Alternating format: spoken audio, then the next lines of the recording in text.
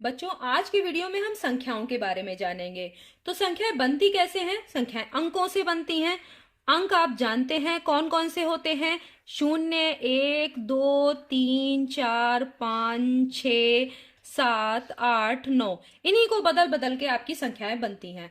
तो सबसे पहले संख्याएं कौन कौन सी होती हैं आप जान लीजिए। ये है प्राकृतिक संख्याएं। तो प्राकृतिक संख्याएं कौन सी होती हैं? आप लोग गिनती गिनते हो ना?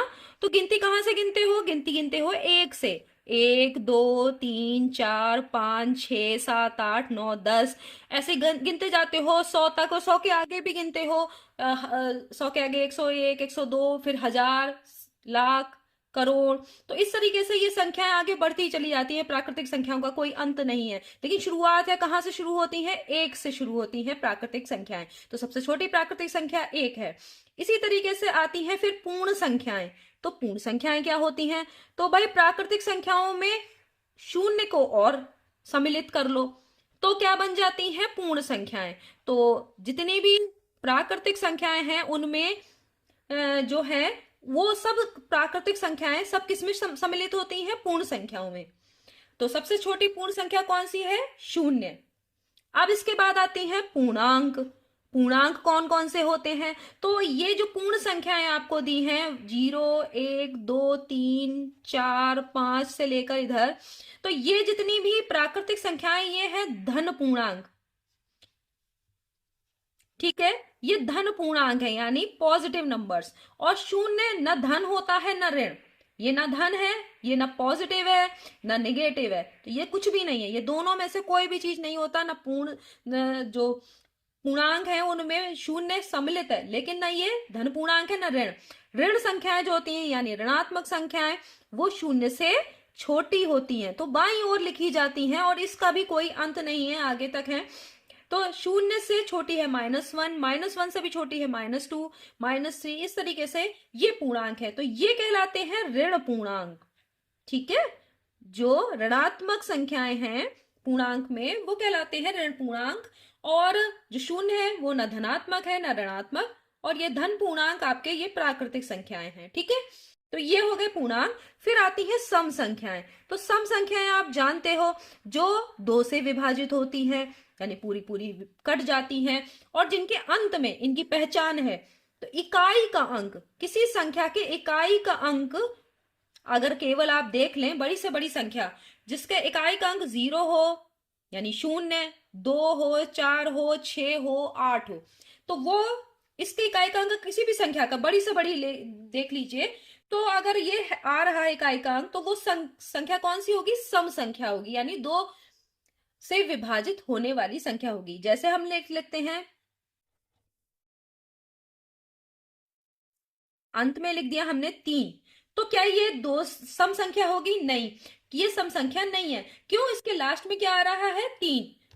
और लास्ट में क्या आना चाहिए? या तो शून्य आए या 2, 4, 6, 8 आए। तो अगर हम ये लिख देते हैं 2, 3, 8, 5, 7, 4, तो ये क्या होगी? ये सम संख्या होगी। फिर ऐसे ही विषम संख्याएं क्या होती हैं? तो जो सम ना हो वो विषम है, यानी जो 2 से पूरी पूरी विभाजित नहीं होती, विषम संख्याएं कहलाती हैं। जैसे कि आप 1 ले लो, 3 है, 5 है, 7 है, 9 है, 11 है, इस तरह से और भी विषम संख्याएं। जैसे यहां पर ये वाली संख्या सम नहीं थी, तो ये क्या कौन सी थी? विषम संख्या। तो ये वाली कौन सी है? सम। और ये वाली कौन सी है? विषम। जिसके अंत में इस तरह से अंक आ रहे हैं, तो वो कौन सी हो गई? जिसके अंत में क्या आए? 1 आए, 3 आए, 5 आए, 7 आए, 9 आए, तो ये क्या हो गई? विषम हो गई।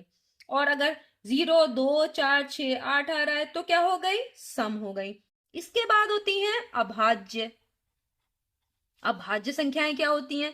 जो केवल एक से कटे और स्वयं से, एक से और स्वयं यानी अपने आप से कटे। ये 2 से अंकों से ही कट रही हैं, तो इसका मतलब है कि वो कौन सी है? अभाज्य संख्याएं।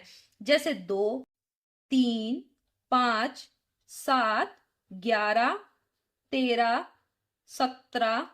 ये देख रहे हैं कि आप 2, देखिए 2 किससे कटता है? 1 से कटता है, और 2 से भी कटता है, तो और किसी संख्या से नहीं कटता। 3 भी 1 और 3 से ही कटता है। 11, 13, 17, या हम कह लें 97 बड़ी संख्या ले लेते हैं, तो ये भी किसी से और से नहीं कटता, अपने आप से और 97 से ही कटेगा।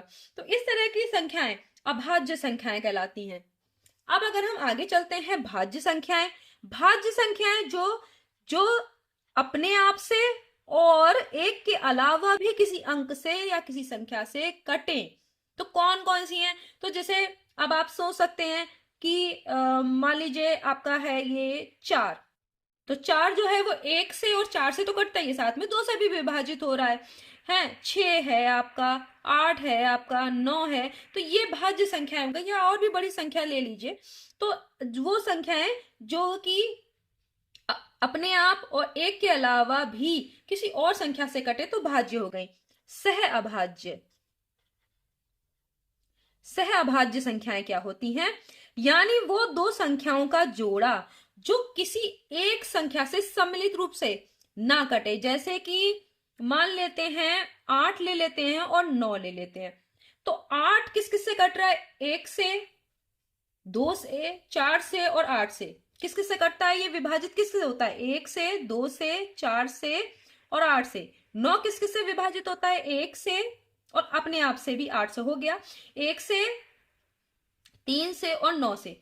लेकिन यहां पर देख रहे हैं केवल ये इनमें केवल एक से ही ये दोनों संख्याएं कट रही हैं, बाकी और किसी से भी ये संख्याएं दोनों को ही आपस में काट नहीं सकते। जैसे यहाँ पे 2 से कट रही है 8 तो 9 नहीं कटेगी, 4 से कट रही है 8 तो 9 कट नहीं रही।